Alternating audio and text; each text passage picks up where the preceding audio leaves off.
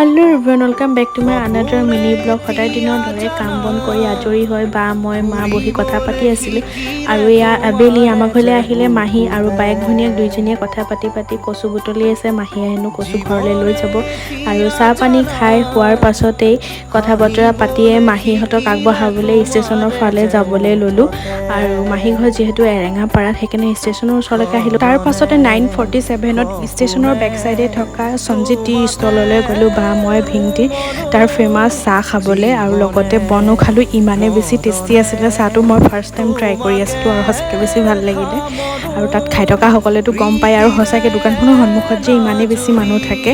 আৰু এয়া হৈছে নেক্সট ডে। মই এনেই অলপ ওলাই আহিছিলোঁ আৰু ওলাই আহি থাকোঁতে ইয়াতে ইমান ধুনীয়া ভিউটো দেখি আমি ইয়াতে ৰখি দিলোঁ আৰু তাৰ পাছতে আমি ফাষ্ট ফুড কিবা এটা খাবলৈ গ'লোঁ। আৰু আজি ভিডিঅ'টো ইমানেই আছিলে, আশা কৰোঁ ভিডিঅ'টো চাই ভাল পালে। যদিহে ভাল পালে লাইক কমেণ্ট শ্বেয়াৰ কৰি দিব। আজিলৈ আহিছোঁ ইমানেই।